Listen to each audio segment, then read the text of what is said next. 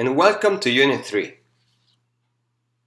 In Unit 3, we're going to take a break from the math and the graphs and the formulae, and we're going to try to put together everything we have learned so far about regression analysis, about OLS.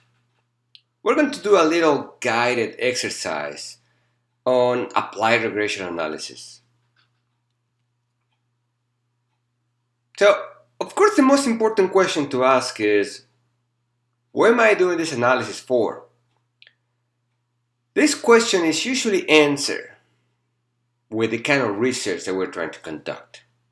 So for instance, if my goal is to determine whether there is some kind of pay discrimination in the workplace, then my dependent variable would probably be the wage of individuals or their annual salary. Once I have decided what the dependent variable is, it is common practice in applied regression analysis to follow the following steps. Review the literature and develop the theoretical model. I'm going to show you exactly where economists go when they're trying to find some background or some evidence about a proposed research. Then they have to specify the model. I know what my dependent variable is, but I need to come up with what variables I'm going to try to use to explain its behavior. Then we're going to hypothesize the expected signs of the coefficients. We don't actually have to have an answer to this question. Some of them would be rather obvious, either from common sense, or life experience, or economic theory.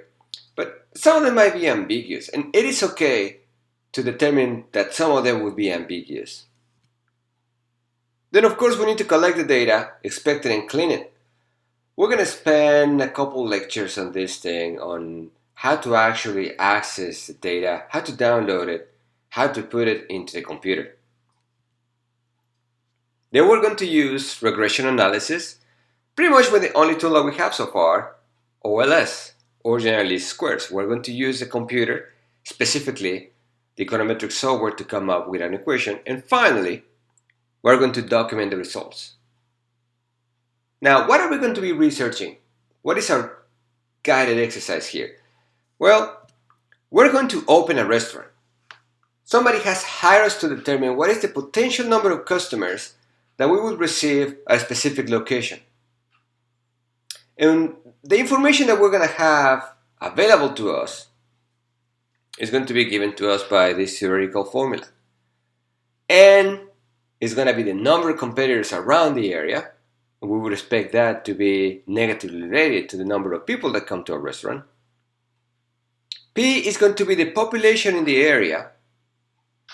We expect to have a positive sign here, with the expectation that larger population would lead to more traffic to our store. And income here is the average income of the population in the area. Now notice here that we have a plus sign with a question mark, because it is not clear that higher income would necessarily lead to higher customers. This might be the case of a middle-of-the-road restaurant that when the community is relatively poor, as their income increases, they come to the store, but if they get richer and richer, they may actually go to a fancy restaurant than ours. And notice here, now we have a specific representation of it, a stochastic representation of a linear model, linear being the only one that we know how to deal with, and all our three variables here.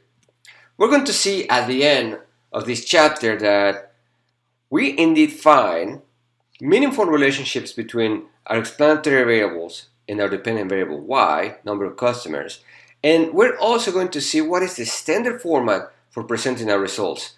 Notice here the standard format includes the estimated regression.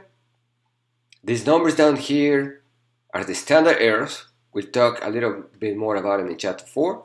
The t-ratios that you might remember from your statistics class, and some other information like our adjusted R-square and the number of observations in our sample.